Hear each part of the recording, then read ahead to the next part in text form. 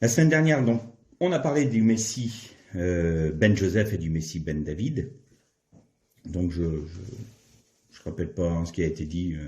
Vous vous souvenez, avec Ephraïm et tout ça. Et donc, je voudrais juste pour clôturer cette pensée-là, vous lire un texte que j'ai retrouvé ces derniers jours, et donc qui ne fait que résumer et confirmer ce que on disait la semaine dernière, notamment que Joseph, enfin le Messie Ben Joseph, était celui qui allait être le Messie souffrant. Et c'est dans le livre du Deutéronome au chapitre 33, il y a ce qu'on appelle la bénédiction de Moïse. C'est-à-dire que, vous savez que ce soit les patriarches, Abraham, Yitzhak, Yaakov, dans la tradition juive, il est toujours dit que quand un homme va mourir, il a déjà un regard dans l'éternité. Et c'est la raison pour laquelle les patriarches pouvaient, dans leur bénédiction, apporter également une bénédiction prophétique. On voit bien que Yaakov, quand il a prophétisé, quand il a béni les fils, ses fils, il y avait une notion prophétique. Quand il a dit que Dan allait être le juge de ses frères, quand il a dit que Juda, le trône ne se séparerait pas de sa maison, il y avait cet aspect prophétique. Et donc, Moïse, c'est à la fin de sa vie, là, et il fait une bénédiction sur chaque tribu d'Israël. Alors, on ne va pas lire toutes les tribus d'Israël, mais on va lire celle de Joseph, au moins une partie de celle de Joseph. Donc, à partir du verset 16, on va lire les versets 16 et 17. Alors, la traduction que j'ai n'est pas juste, donc je rectifierai au fur et à mesure. Je lis dans la Thomson, et là, franchement, il y a une connotation. Dans l'hébreu, c'est pas du tout ce qui est dit, donc je vais rectifier au fur et à mesure. Donc, les bénédictions, par les largesses de la terre de ce qu'elle renferme, que la faveur de celui qui demeure dans le buisson. Alors déjà là, c'est pas que la faveur de celui qui est dans le buisson. De quoi parle Moïse? Quand Moïse a vu le buisson ardent, la Bible nous dit « Et l'ange de l'Éternel apparut à Moïse dans la flamme d'un buisson sur la montagne. » Ça veut dire quoi? L'ange de l'Éternel, à chaque fois qu'il est question de l'ange de l'Éternel, c'est une évidence, et même les rabbins le disent, même les sages d'Israël le disent, c'est le Messie. Quand l'ange de l'Éternel était auprès de Gédéon, en train de le regarder, quand il était en train de battre dans le blé dans l'air, c'était le Messie. Dans le feu, dans le buisson ardent, c'était le Messie. Qui apparaissait à Abraham, c'était le Messie, c'était l'ange de l'Éternel. Donc, la traduction exacte, c'est que la bénédiction de celui qui est apparu dans le buisson demeure sur la tête de Joseph. Donc, vous voyez que là, que la bénédiction du Messie demeure sur sa tête. Sur le front de l'élu parmi ses frères. Et là encore, la suite, son taureau premier-né lui donne de la magnificence. Non, il est le premier-né du taureau qui lui donne de la magnificence. Vous voyez que les traductions, parfois, c'est pas toujours... Ses cornes sont les cornes du buffle, vous voyez.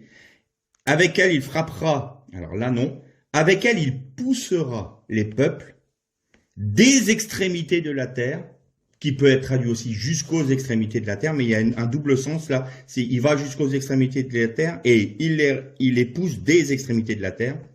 Tels sont les myriades d'Éphraïm, tels sont les milliers de Ménaché. Alors, si on retraduit bien, c'est que la bénédiction du Messie, de l'ange de l'Éternel qui est apparu dans le buisson ardent demeure sur la tête de Joseph, que sur son front vienne cette bénédiction, car il est l'élu parmi ses frères. Le premier-né du taureau, ça peut paraître bizarre, mais je vous rappelle toujours ce qu'est le taureau pour les Hébreux, c'est le Aleph. Aleph, qui est une tête de bovin. Le taureau est synonyme de père, du Dieu vivant. Donc, il est le premier-né du taureau. Ses cornes sont les cornes du buffle. Le buffle, c'est la force. Et il poussera avec cette puissance de Dieu les peuples, les nations d'Éphraïm et les milliers de Ménaché. Qu'est-ce que ça veut dire?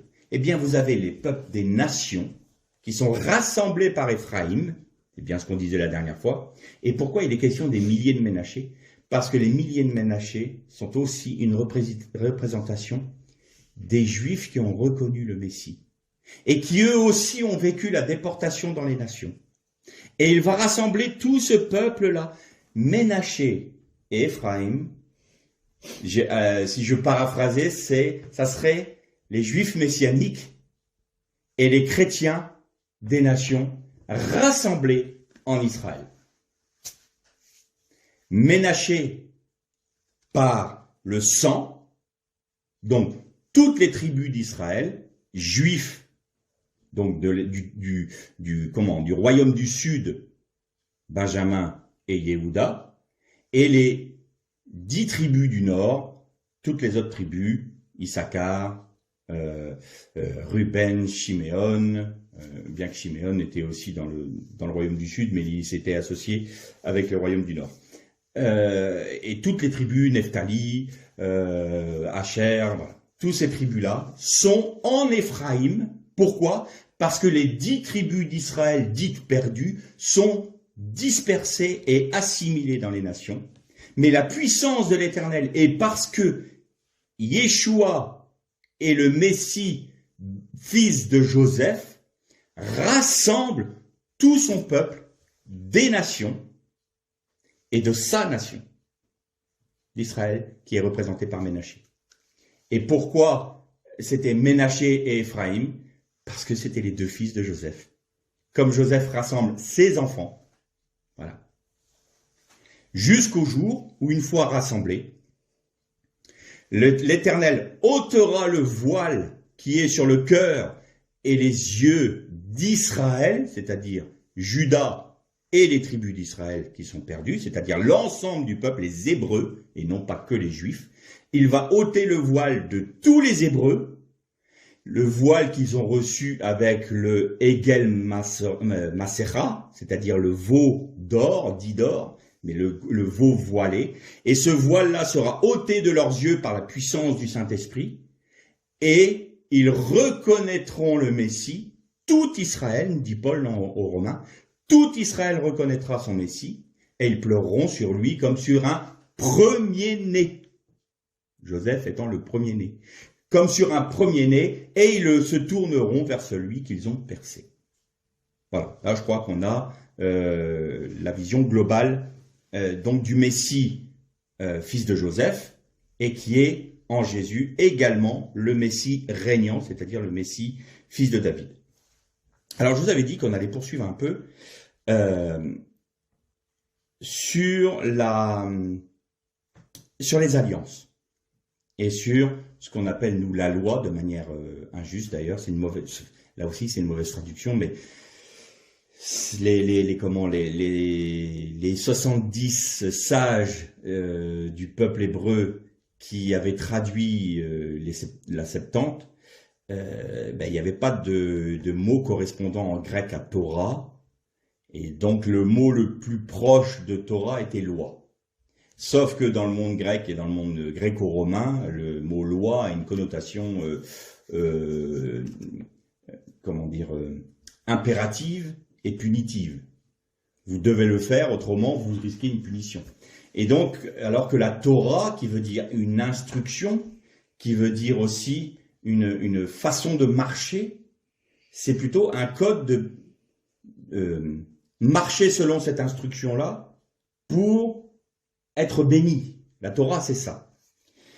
Et donc, du coup, il y a ce grand conflit. Nous ne sommes plus sous la loi, nous sommes sous la grâce. Et vous savez que une des principales raisons pour laquelle les Juifs nous considèrent comme étant des faux prophètes, nous les chrétiens, c'est parce que nous disons justement que la Torah est caduque.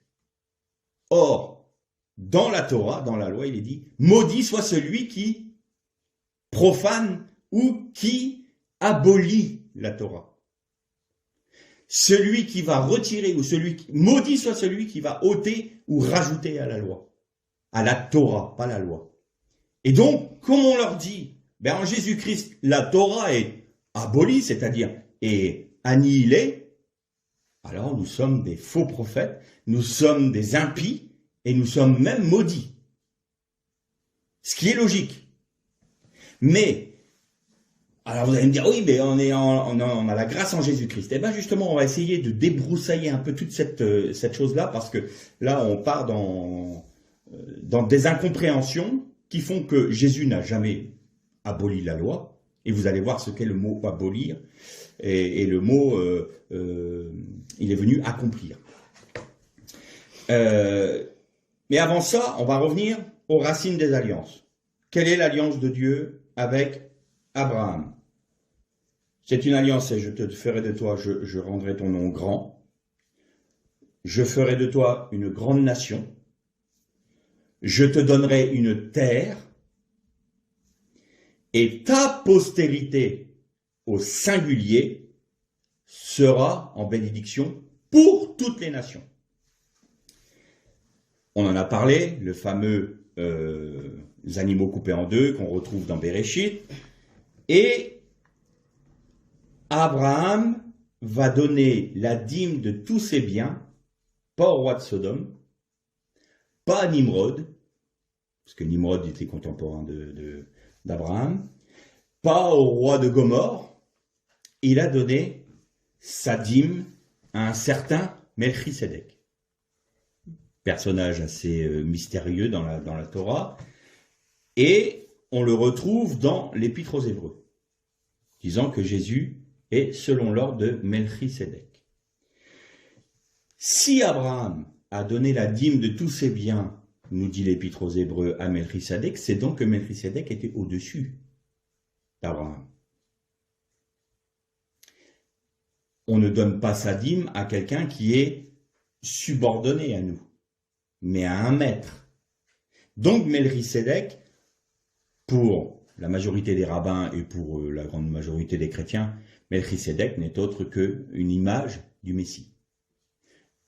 Donc l'alliance que Dieu a établie avec Abraham est une alliance selon l'ordre de Melchisédek, parce que en vue de l'avènement du Mashiach, qui serait la postérité d'Abraham.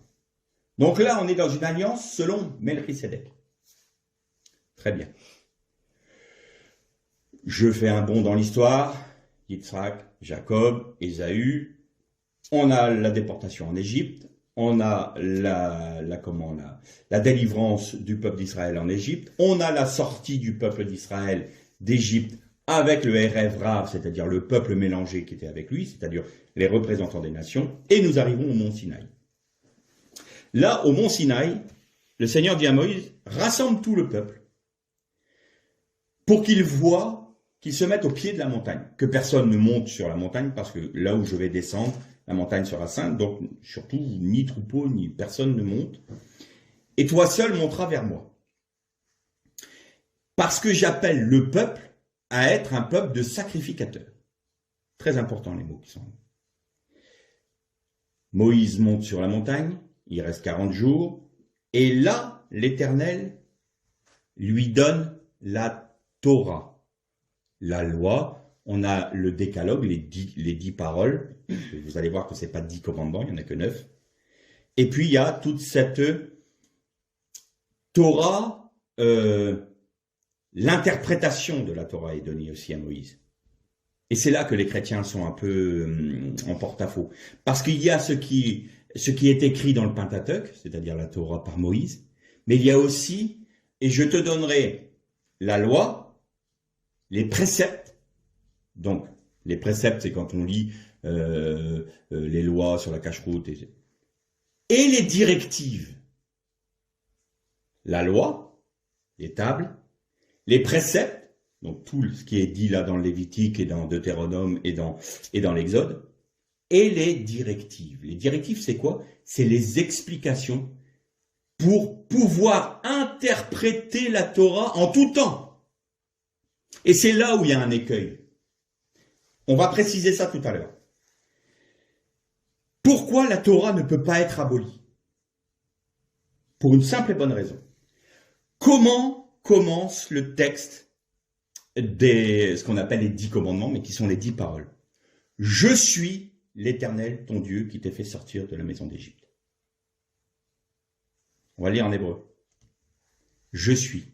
c'est Anochi. Anochi est un acronyme. Et là, vous allez voir que toucher à la Torah, c'est toucher au cœur de Dieu. Parce que c'est l'acronyme de Ana Nefshi Ketavit Yahavit, qui veut dire moi, Anna, Nefshi, mon âme, Ketavit, je l'ai écrit, et Yahavit, je te l'ai donné. C'est-à-dire que quand Dieu a inscrit lui-même, il dit, la parole nous dit, avec le doigt de Dieu, les 10 paroles étaient données par Dieu. Dieu disait à Moïse, tu vois là, mon âme à moi, je te l'ai écrite, moi-même. Et je te l'ai donnée, je te l'ai confiée. C'est-à-dire que j'ai écrit ce qui concerne mon être, mon âme, toute mon affect, tout ce que je suis. Je l'ai mis par écrit pour te le donner. Jésus est toujours venu abolir la loi, ce qu'on appelle la loi. Ça veut dire que si Jésus a aboli la loi ou la Torah, c'est qu'il a rejeté ce que Dieu a donné, c'est-à-dire moi, mon âme, je l'ai écrit, je te l'ai donné. Ça revient à ça. Alors qu'est-ce qu'il faut comprendre dans tout ça? La grande erreur des chrétiens, c'est que ils ont considéré que ce que Dieu avait accompli en Jésus-Christ était, la destruction des préceptes. Mais en parlant de préceptes, ils ont intégré toute la Torah. Et donc, on ne vit que par la foi de ce que Jésus a fait. Alors, vous avez différentes doctrines. La doctrine du « on peut faire ce qu'on veut, Christ a tout accompli pour nous, alors nous, on n'a plus rien à faire. Merci Seigneur, on peut pécher tant qu'on veut, on croit au salut en Jésus-Christ. » Ça, c'est les Nicolaïtes. Donc, il y a cette version-là. Il y a l'autre version qui dit « Ah oui, mais la loi, c'est tout ce qui concerne les Juifs et tout ça. Il faut rejeter le judaïsme. Il faut rejeter tout ce qui est de la Torah.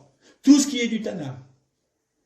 On va garder quand même un petit peu des prophètes, parce qu'il y a quand même des promesses prophétiques dans les prophètes. Donc ça, on va les garder. Mais pas tous. On va allégoriser certains textes des prophètes, parce que quand c'est trop bénéfique à Israël, à l'Israël en tant que nation, non. C'est une allégorie. C'est l'Église. Vous voyez ? Donc, on fait un petit melting pot de tout ça, on se fait une petite religion à nous, hop, et voilà. Donc, on est sous la grâce, on n'est plus sous la loi. Qu'est-ce que disait Jésus? Il disait, je ne suis pas venu abolir, c'est-à-dire, dans le mot grec, c'est plus une précision, je ne suis pas venu donner une mauvaise interprétation de la Torah. Mais je suis venu vous apporter la véritable. Je vais paraphraser. Je ne suis pas venu vous donner une mauvaise directive de la Torah, mais une véritable. Qu'est-ce que ça veut dire? Pour les Juifs, la Torah peut répondre à tous les problèmes humains. Tous. À l'époque de la Torah, on va prendre 2 exemples. Il n'y a pas de voiture. À l'époque de la Torah, il n'y avait pas de transfusion sanguine. Et donc, à chaque problème qui se présentait au peuple juif, et donc au rabbin, eh bien, on se disait, tiens, que dit la Torah à ce sujet-là? Quelles sont les directives et quels préceptes devons-nous utiliser pour faire face à ce problème donné? Prenons la voiture à explosion. Moteur à explosion. Dans le Shabbat, tu respecteras le Shabbat, tu ne feras pas de feu. Les rabbinim m'ont dit, c'est très simple. Vous ne pouvez pas utiliser votre voiture parce qu'il y a du feu à l'intérieur, c'est un moteur à explosion. Donc, vous ne pouvez pas utiliser votre voiture durant le Shabbat, mais vous pouvez y aller en vélo. Transfusion sanguine. Alors, on va arriver dans ce qu'on appelle les commandements lourds et les commandements légers. Commandement léger, tu ne consommeras pas de sang. En écumant, ni en ingérant, ni en transfusant. Or, il y a un commandement lourd qui est de toujours protéger la vie. Donc, le commandement lourd passe par-dessus et peut étouffer le commandement léger. Donc, comme la Torah est une Torah de vie et que la transfusion est pour sauver la vie, alors vous pouvez être transfusé parce que c'est le commandement lourd qui prend le pas sur le commandement léger. La Torah répond à toutes les problématiques des hommes depuis l'origine, de tous les temps. Si vous l'abolissez, si vous l'annihilez, sur quelle base vous vous posez? Alors, là, je vois tout de suite mes chers frères chrétiens qui se lèvent en disant « Quoi? T'es en train de nous dire qu'il faut respecter la cache-route, les shabbats, et puis mettre les tzitzit, et puis mettre les talit et la kippa, et puis qui va... » Non, non, non, non. Laissez-moi finir. Pas commencer à me jeter des cailloux tout de suite. Vous réserverez la lapidation pour un peu plus tard. Enfin, je l'espère du moins. Donc la Torah, c'est pas une loi comme nous on l'entend. Si vous roulez au-dessus de 90 à l'heure, sur une route à 90, vous aurez une amende. C'est pas ça. C'est si tu suis mes préceptes, si tu suis mes commandements, alors tu seras en bénédiction, tu seras béni. Tu auras une vie agréable. Je dis une vie agréable ne veut pas dire une vie sans épreuve. Parce que, attention, il faut faire attention à ce qu'on dit aujourd'hui. Ah, le Seigneur a promis une vie agréable si je suis ses commandements, donc le Seigneur va me donner la richesse, va me donner ce que j'ai envie, le pop, c'est pas de ça que je parle. C'est-à-dire que tu auras une vie qui sera en bénédiction et surtout une vie qui sera selon le cœur de Dieu. Voilà. Ça, c'est le principe fondamental. On va lire quelques textes de Paul concernant justement la loi. Et on va essayer de décortiquer ça. Alors on va retrouver ce que nous dit Paul dans notamment l'épître aux Galates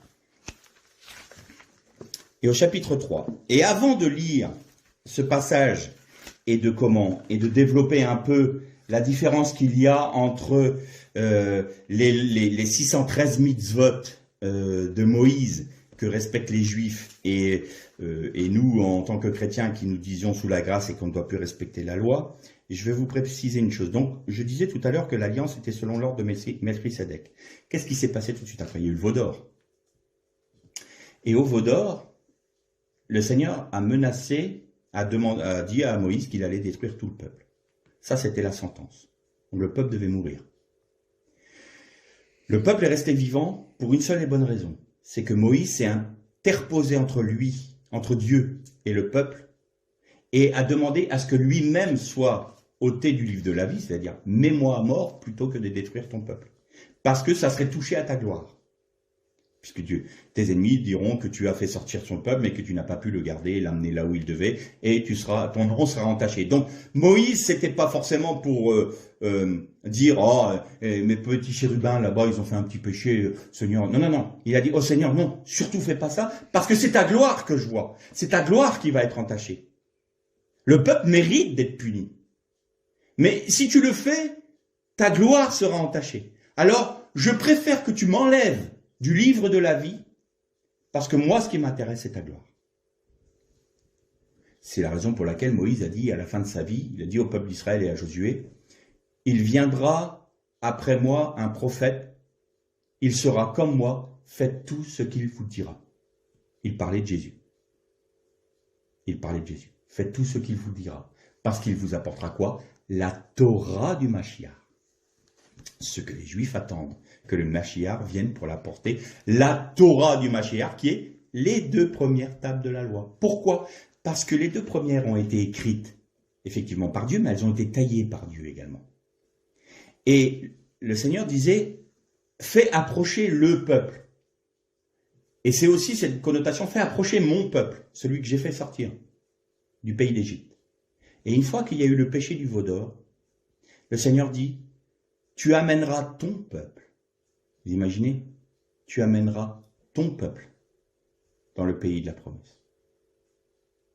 Ton peuple. Et tu vas tailler toi-même des pierres. Et j'écrirai les textes de la loi, comme sur les premières. Les mêmes choses.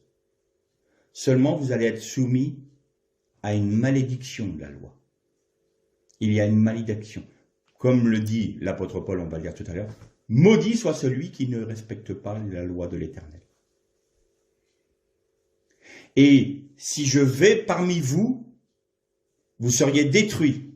Alors maintenant tu montes une tente hors du camp, et c'est là que je te rencontrerai. L'Éternel est sorti du peuple d'Israël, du camp du peuple d'Israël, pour être à l'extérieur. Il s'est mis dehors. Et quand Israël a vu ça, ils ont hurlé de regret, ils ont pleuré amèrement, parce qu'ils ont vu que leur Dieu se retirait d'eux. Et que maintenant, il y aurait un seul principe, c'était l'Éternel parle à Moïse et Moïse parle au peuple. C'est fini. Le temps où le Seigneur leur parle du haut de la montagne, c'est fini. Maintenant, il y a un intermédiaire entre moi et le peuple, car si je vais au milieu d'eux, je les détruis. Je suis trop saint et je ne peux pas, ma sainteté ne peut pas être mélangée avec l'idolâtrie et l'impureté. Donc si jamais tu me demandes d'être parmi le peuple, je les détruis. Alors j'enverrai mon ange. Il est dit, alors mon ange sera au milieu du peuple. Et là, vous avez le Messie. L'intermédiaire. Tant que Moïse était là, il était l'intermédiaire. Mais l'ange était avec Moïse. J'ai presque envie de dire, l'ange était en Moïse pour guider le peuple, pour l'amener à la terre promise. C'est fini. Tu ne peux plus voir l'Éternel. C'est pas possible. Tu vas mourir autrement. Si l'Éternel vient au milieu de ton, tu vas mourir. Donc le tabernacle représentait bien ça. La gloire de l'Éternel était parmi le peuple, mais dans un endroit caché. Et nul n'avait le droit d'y entrer. Si ce n'est le grand prêtre, au moment de Yom Kippourim, ce qu'on appelle le jour de Yom Kippour, mais c'est Yom Kippourim, normalement qu'on doit dire, et la fête du grand pardon. Du coup, de peuple de sacrificateurs qu'ils devaient être à l'obtention des 2 premières tables de la loi, ou de la Torah, ils sont devenus un peuple soumis au sacerdoce d'Aaron. Donc c'est Aaron qui faisait avec les Lévites le service du tabernacle, les services du Mishkan, pour le péché du peuple et pour agréer, que le peuple soit agréé auprès de Dieu. Et la robe du grand prêtre était formée un peu comme un poncho. Si vous voulez, vous avez des manches et il y avait un trou au milieu. Elle était d'un seul tenant parce qu'elle ne devait pas être déchirée. Il ne fallait pas que la robe du grand prêtre soit déchirée. Vous allez voir pourquoi c'est important. Donc ils sont sous le sacerdoce. Et là, jusqu'à Jésus, sacerdoce d'Aaron. Or, dans le livre aux Hébreux, il nous est dit que Jésus était selon l'ordre de Melchisédek. Donc hors de l'ordre d'Aaron. Vous voyez que l'ordre d'Aaron, il était aussi basé sur la malédiction de la loi. Il fallait qu'il y ait 3 sacrifices par jour. Je fais une petite parenthèse. Depuis la destruction du temple, les 3 sacrifices journaliers ont été remplacés par 3 prières. Et vous prenez les 3 prières, les noms, les premières lettres de chaque prière, du matin, du midi et du soir, et ça vous fait le Shema. Shema Israël. Écoute Israël, l'Éternel ton Dieu est un. L'Éternel est ton Dieu, l'Éternel ton Dieu est un. On parlera de la prière un jour. Mais là, c'est pas notre sujet. Et donc, ils ont remplacé les sacrifices, puisque, il y a plus de sacrifices dans le temple. Quand Caïphe, le grand sacrificateur, a jugé Jésus, il lui a dit, es-tu le Fils de Dieu? Et Jésus lui dit, tu le dis. Et là, qu'est-ce qu'il a fait? Il a déchiré ses vêtements. Il a déchiré la robe du grand prêtre. C'est-à-dire qu'il a déchiré le sacerdoce d'Aaron Et il ne savait pas à ce moment-là qu'il faisait un acte prophétique, parce que la tunique de Jésus n'a pas été déchirée. Il y a eu à ce moment-là un transfert de sacerdoce. On est passé du transfert du sacerdoce d'Aaron et des Lévites au sacerdoce éternel du Christ selon l'ordre de Melchisédek. Voilà ce qui s'est passé. Alors maintenant, on revient à notre fameuse loi et grâce. Alors on va lire ce que disait Paul aux Galates. On va lire tout à partir du verset 1. Ô Galates insensés, qui vous a fasciné, vous, aux yeux de qui a été dépeint Jésus-Christ crucifié. Voici seulement ce que je veux apprendre de vous. Est-ce en pratiquant la loi que vous avez reçu l'Esprit, ou en écoutant avec foi? Êtes-vous tellement insensés? Après avoir commencé par l'Esprit, allez-vous maintenant finir par la chair? Avez-vous fait tant d'expériences en vain? Si du moins c'est en vain, celui qui vous accorde l'Esprit et qui opère des miracles parmi vous le fait donc parce que vous pratiquez la loi ou parce que vous écoutez avec foi? Ainsi Abraham crut et Dieu, et cela lui fut compté comme justice. Reconnaissez-le donc. Ceux qui ont la foi sont fils d'Abraham. Aussi l'Écriture, prévoyant que Dieu justifierait les païens par la foi, a d'avance annoncé cette bonne nouvelle à Abraham: toutes les nations seront bénies en toi. De sorte que ceux qui ont la foi sont bénis avec Abraham, le croyant. Tous ceux, en effet, qui dépendent des œuvres de la loi sont sous la malédiction, car il est écrit: maudit quiconque n'observe pas tout ce qui est écrit dans le livre de la loi, pour le mettre en pratique, et que nul ne soit justifié devant Dieu par la loi. Cela est évident, puisque le juste vivra par la foi. Or, la loi ne provient pas de la foi, mais elle dit: celui qui mettra ces choses en pratique vivra par elles. Christ nous a rachetés de la malédiction de la loi, étant devenu malédiction pour nous. Car il est écrit: maudit soit quiconque est pendu au bois, afin que pour les païens la bénédiction d'Abraham se trouve en Jésus-Christ, et que par la foi nous recevions la promesse de l'Esprit. Frères, je parle à la manière des hommes. Quand un testament est établi en bonne forme, bien que fait par un homme, personne ne l'abolit et n'y fait d'objection. Or, les promesses ont été faites à Abraham et à sa descendance. Il n'est pas dit et aux descendances, et aux descendances. À sa descendance. Comme il s'agissait de plusieurs, mais comme une seule. Et à ta descendance, c'est-à-dire Christ. C'est ce qu'on disait tout à l'heure. Ta postérité. Voici ce que je veux dire. Un testament déjà établi en bonne forme par Dieu ne peut être annulé par la loi, survenue 430 ans plus tard, ce qui anéantirait la promesse, car si l'héritage venait de la loi, il ne viendrait plus de la promesse. Or, c'est par la promesse que Dieu a accordé sa grâce à Abraham. Pourquoi donc la loi? Elle a été donnée ensuite à cause des transgressions, jusqu'à ce que vienne la descendance à qui la promesse a été faite. Elle a été promulguée par les anges et au moyen d'un médiateur. Or, le médiateur n'est pas médiateur d'un seul, tandis que Dieu est unique. La loi est-elle donc contre les promesses de Dieu? Certes non. Et là, c'est un mot grec, mais qui retranscrit un mot hébreu qui veut dire surtout pas. Loin de moi cette pensée. N'allez surtout pas imaginer ça. Pourquoi? Parce qu'à ce moment-là, il se faisait celui qui abolissait la Torah, donc c'était un faux prophète. Donc surtout pas. S'il avait été donné une loi qui puisse procurer la vie, la justice viendrait réellement de la loi. Mais l'Écriture a tout renfermé sous le péché afin que la promesse soit donnée par la foi en Jésus-Christ à ceux qui croient. Avant que la foi vienne, nous étions enfermés sous la surveillance de la loi, en vue de la foi qui devait être révélée. Ainsi, la loi est un précepteur pour nous conduire à Christ, afin que nous soyons justifiés par la foi. On arrêtera là notre lecture. Qu'est-ce que nous dit Paul là?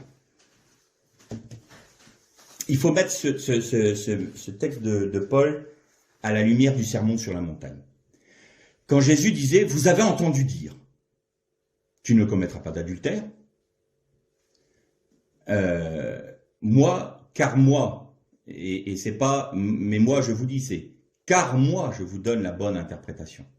Qu'est-ce que disait en fait la loi? Tu dois pas convoiter la femme de ton prochain. Très bien. Donc il y avait plein de préceptes qui étaient rajoutées à ces lois-là. Et d'ailleurs, c'est pour ça que Jésus disait, vous avez fait de vos traditions, vous avez rajouté à la tradition.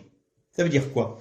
Ben, c'est-à-dire que vous avez surinterprété la Torah pour mettre un joug sur le peuple que vous n'êtes même pas capable, vous, de lever du petit doigt.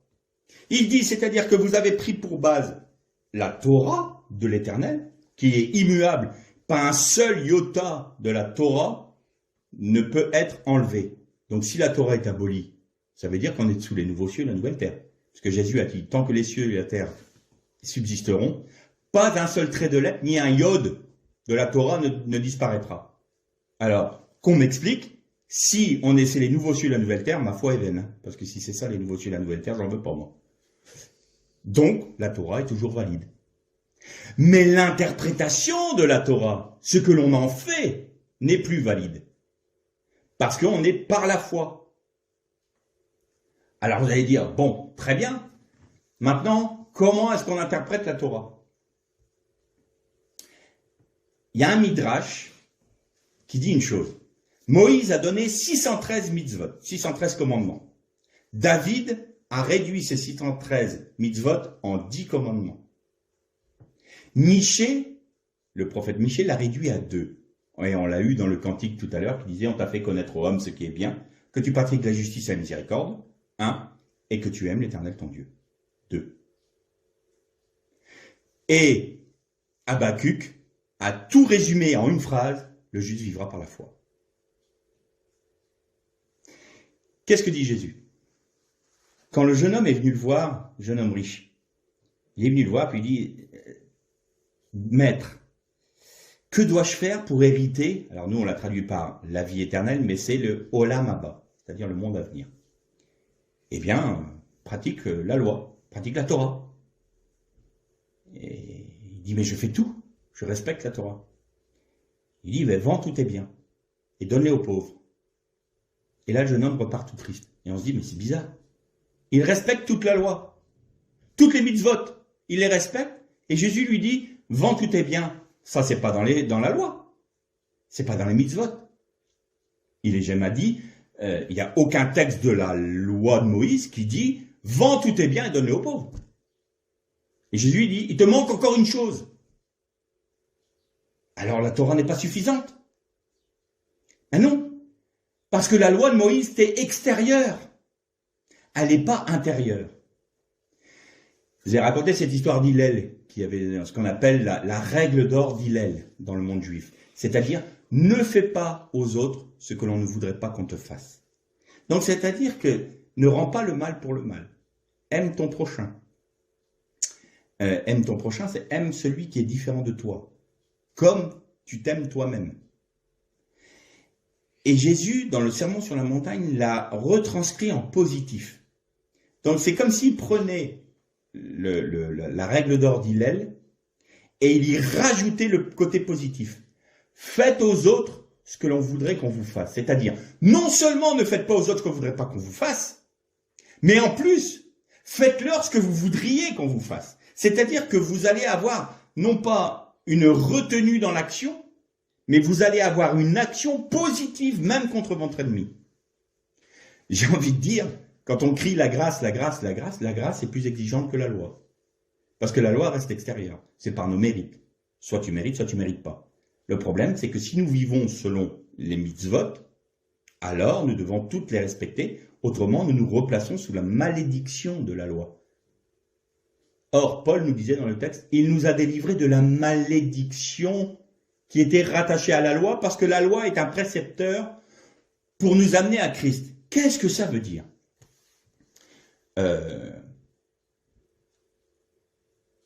Vous avez parfois, vous vous promenez sur la côte, et vous allez avoir un panneau.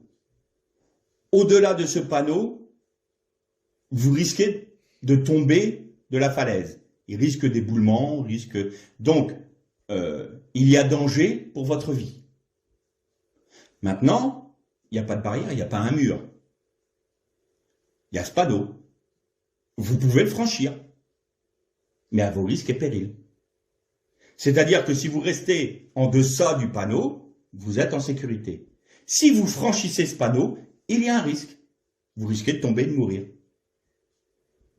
La loi, c'est ça.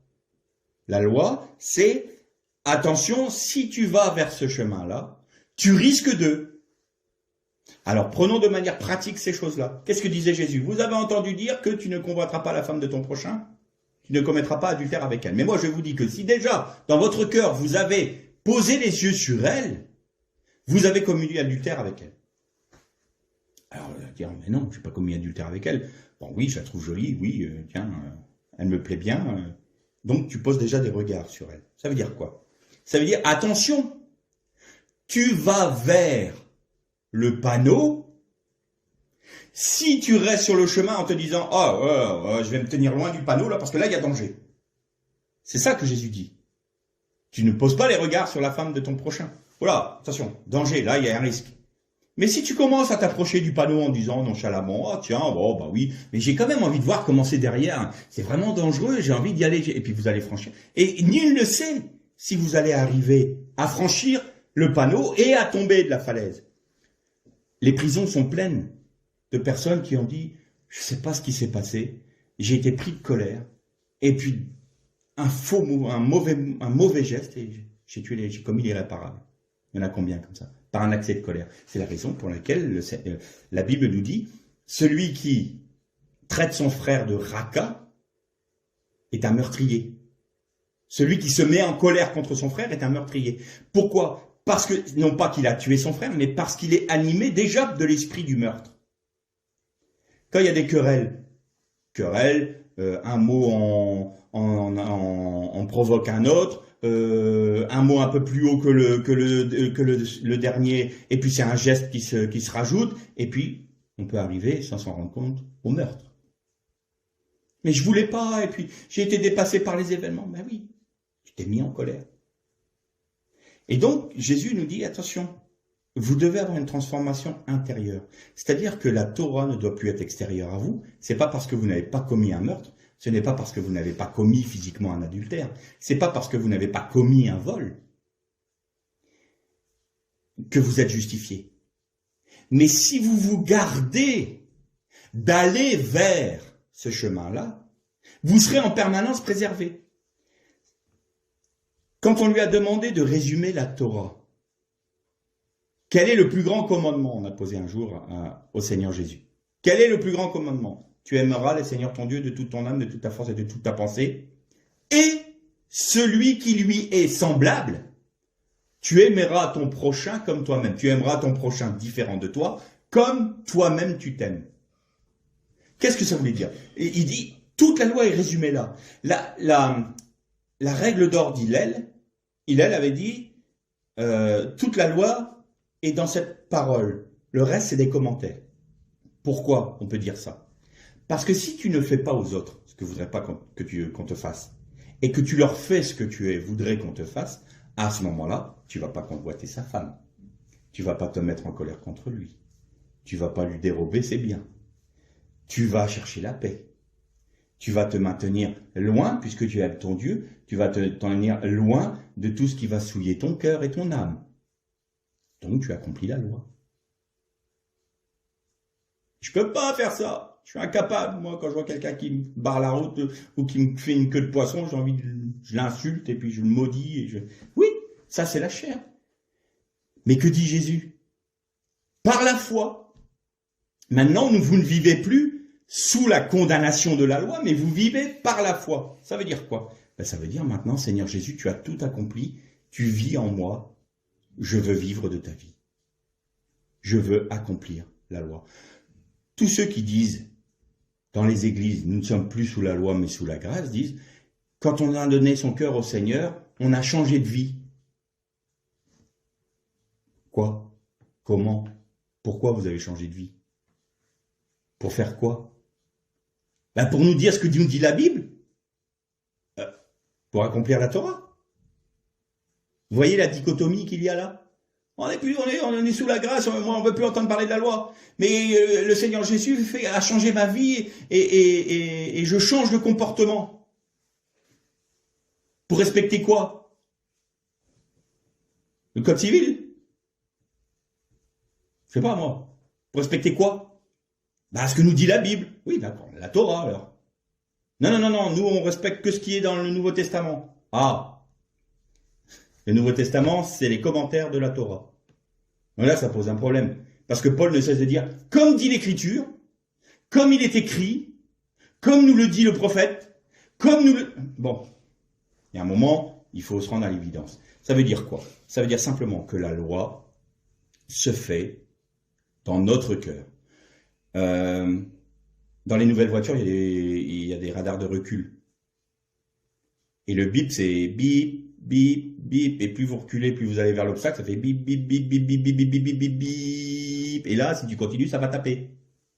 Eh bien, c'est ce que je disais tout à l'heure. Tu t'approches du panneau. Alors moi, je te dis, ne pose pas les regards sur une vierge, ne pose pas les regards sur le bien de ton frère, ne pose pas les regards sur la femme de ton prochain, ne pose pas ton regard sur sa voiture, sa maison, ses biens, ne sois pas envieux, ne désire pas ce qu'il a, ne te mets pas en colère contre ton frère. Pourquoi? Parce que ça, c'est les premiers bips. Bip, bip, bip. Attention, si tu entends ces bips-là dans ton esprit, si tout d'un coup dans ton esprit, ah non, le Saint-Esprit qui te dit attention, là tu vas vers le mauvais chemin. Si tu te reprends pas, le Saint-Esprit va te reprendre de manière un peu plus insistante, puis au bout d'un moment, si tu franchis le pas, tu franchis, hein. Tu tapes dans le mur, ou tu franchis le panneau, et tu tombes de la falaise. Mais le Saint-Esprit t'aura prévenu. C'est pour ça qu'il y a cette conscience en nous, cet esprit qui est en nous, qui nous dit, attention, là, je ne me sens pas à l'aise dans cette direction, parce que ça ne me paraît pas être bon. Et c'est confirmé par la Torah, par la Bible. Donc là, on marche non selon la loi, mais selon l'esprit de la loi. Donc nous marchons non pas par la chair, mais par l'esprit. C'est l'esprit qui nous conduit. Les bips, c'est l'esprit. Et si on ne marche pas par l'esprit, il ne faut pas qu'on soit étonné qu'on se retrouve avec un mur en pleine face. Et puis on se dit, mais comment ça se fait? Parce que tu n'as pas écouté ce que l'esprit te disait. Et tu as préféré écouter ta propre chair. Donc tu n'as pas marché par l'esprit, tu as marché par la chair. Tu as les conséquences de ce que tu as vécu. Pour revenir aux mitzvot et aux juifs et aux chrétiens. Alors, entendu de tout. Il y a certains chrétiens qui retrouvent leurs racines juives, ce qui est mon cas, mais qui vont au-delà. C'est-à-dire que ils partent du principe que si on reconnaît nos racines juives et que nous respectons la Torah, que la Torah n'est pas abolie par le Seigneur, alors à ce moment-là, on doit vivre selon les critères de la Torah juive, c'est-à-dire qu'on doit respecter la cacheroute, on doit mettre ce que je disais tout à l'heure, les talit, les tzitzit, la kippa, respecter les fêtes juives, respecter les shabbats, manger cacheroute, c'est-à-dire les lois alimentaires, et revenir sous la loi juive. Or, Paul dit non, non. En Jésus-Christ, il n'y a ni grec ni juif. C'est-à-dire que celui qui rencontre le Christ, qui accepte le Christ, il reste tel qu'il est. Tu es juif, tu restes, tu demeures juif. Tu es un grec, tu demeures grec. C'est par la foi. Alors, même dans la loi de Moïse, il y avait des préceptes qui étaient différents selon les différentes personnes. Il y avait des préceptes qui étaient exclusivement pour les femmes. En ce qui concerne la pureté menstruelle de la femme, l'homme n'était pas fondamentalement concerné, je pense pas. Donc là, il y avait des préceptes particuliers. Pour les hommes, particuliers. Pour les prêtres et les lévites, il y avait des préceptes particuliers. Pour tel et tel événement. Donc vous voyez bien qu'il y avait plusieurs préceptes pour des personnes différentes. Donc il y a des préceptes pour les juifs et il y a des préceptes pour les grecs. Et là on revient à Acte 15, le décret apostolique. Je propose à ce qu'on ne mette pas de charge supplémentaire sur les épaules de nos frères des nations, mais qu'ils respectent les lois noachiques. Très bien, parfait. Mais on revient toujours sur la règle d'or d'Hillel, qui est la base de l'amour de l'autre, l'amour de son prochain.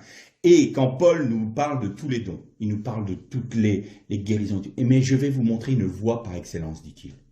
Là, il nous fait une ode à l'amour. l'amour fraternel, l'amour de son prochain, l'amour de son ennemi, si on laisse les sentiments du Christ qui a accompli la loi en nous, la Torah en nous, nous allons produire les fruits de la Torah, puisque Christ est la Torah. Abolir la Torah, c'est abolir Christ. Abolir la Torah, c'est abolir l'âme de Dieu.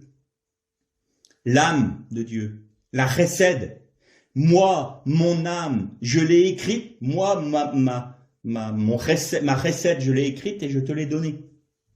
Christ est la chesed de Dieu. Il est la miséricorde de Dieu. Et donc, si on aime son prochain, eh bien, on va agir en conséquence. Il y a une liberté, nous dit Paul dans la loi.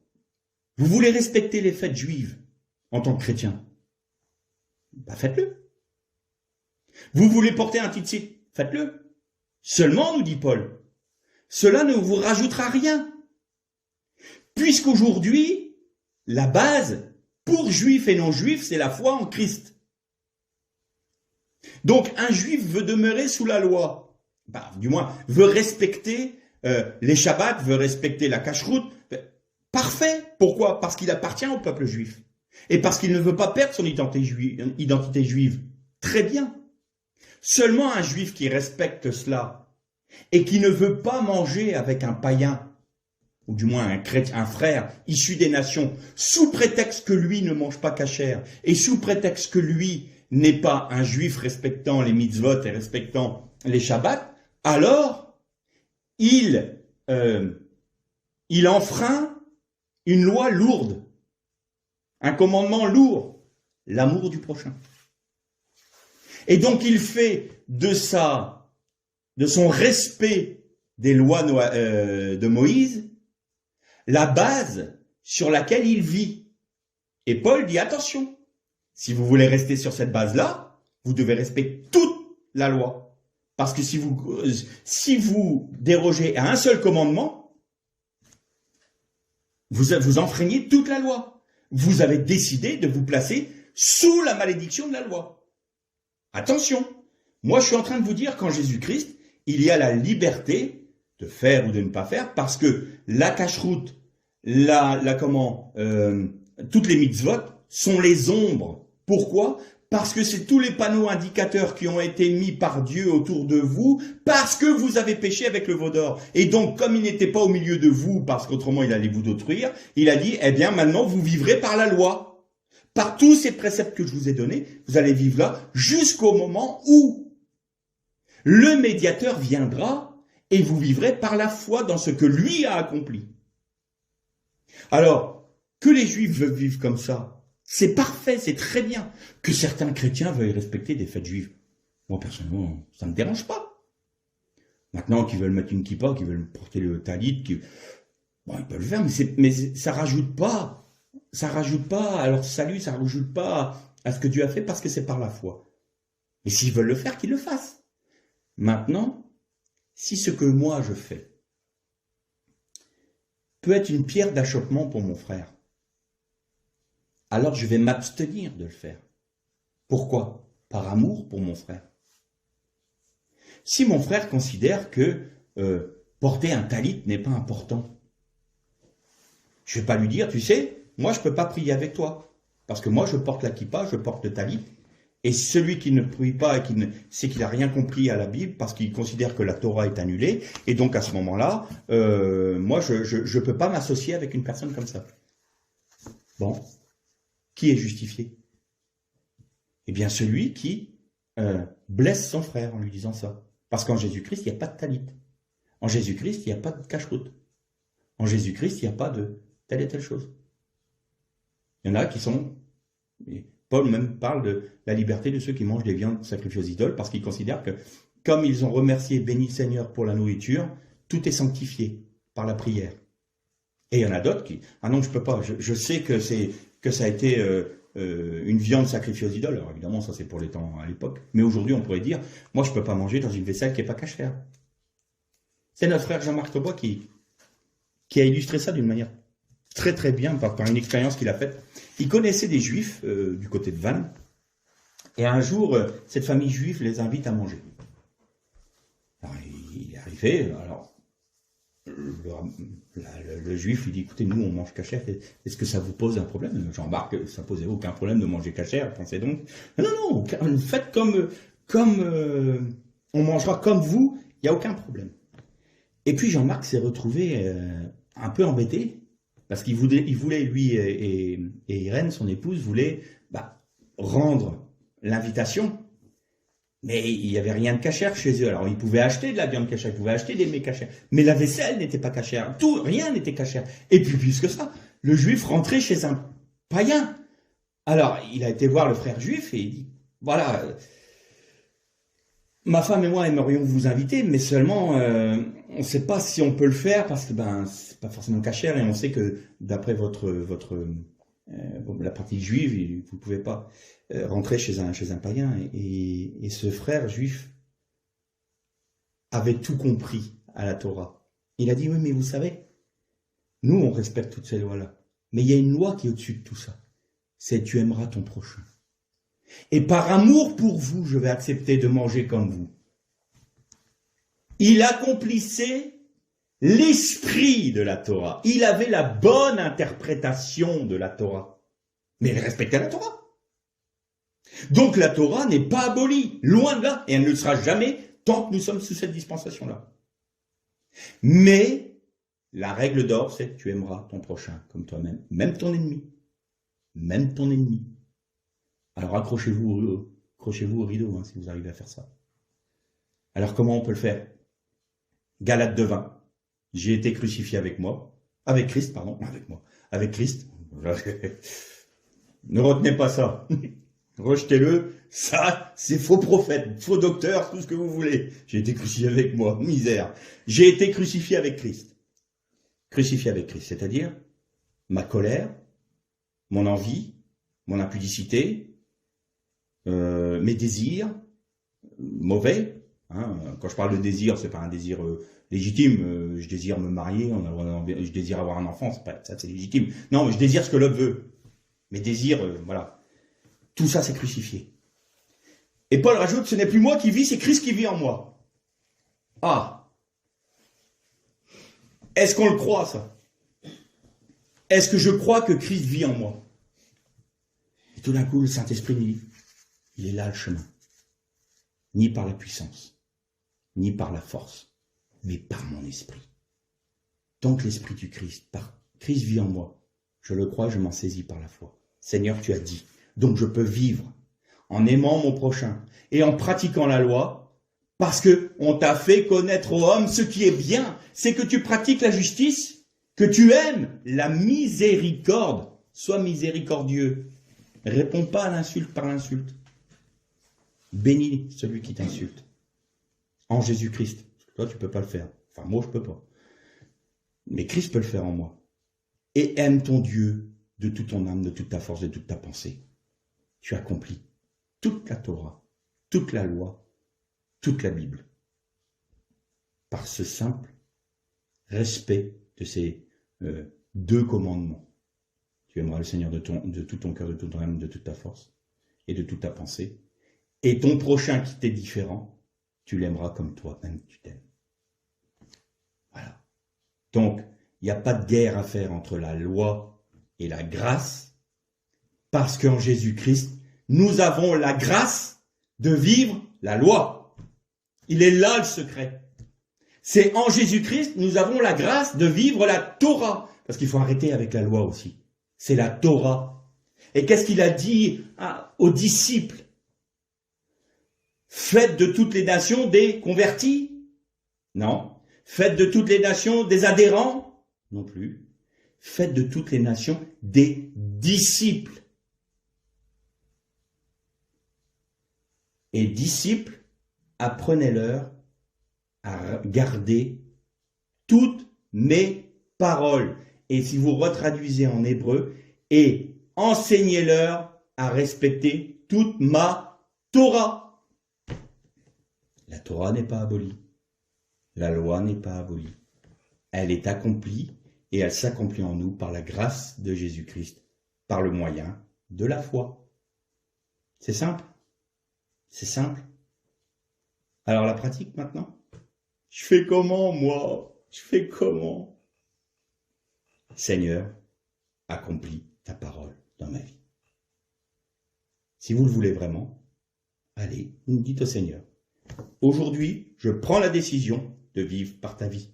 Aujourd'hui, je prends la décision de vivre la Torah par ta grâce, parce que c'est Christ qui vit en moi. Je le crois, je le confirme. Amen, ve, amen. Là, vous placez votre émouna, votre foi, votre confiance en Dieu pour qu'il puisse accomplir quoi? Les œuvres qu'il a promis d'avance pour vous. Et les œuvres qu'il a promis d'avance pour vous, c'est d'aimer votre prochain.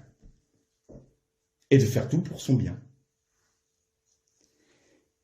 Je vais donner un secret à mes frères des différentes assemblées. Si on vivait tous ça, ne serait-ce que cette loi d'Hillel, cette règle d'or d'Hillel, 99% des problèmes dans les églises seraient résolus.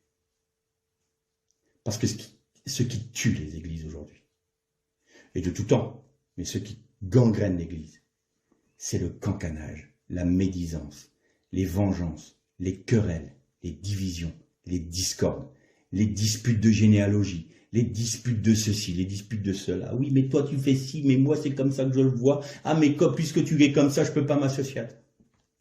Si on aimait notre prochain comme nous-mêmes, par la grâce de Jésus en nous, si on aimait le Seigneur pour lui dire, Seigneur, ta parole est précieuse à mes yeux, et je reconnais qu'elle ne passera pas tant que cette dispensation n'est pas, tant que cette terre et ces cieux sont présents. Si on ne fait pas ça, eh ben on va continuer dans nos discours, on va continuer dans nos querelles, on va continuer. Ah, tel frère m'a mal regardé aujourd'hui. Hein. Ah, puis j'ai croisé la sœur un tel, elle m'a pas dit bonjour. Hein. Ben dimanche prochain, elle aura un chien de ma chienne. Hein.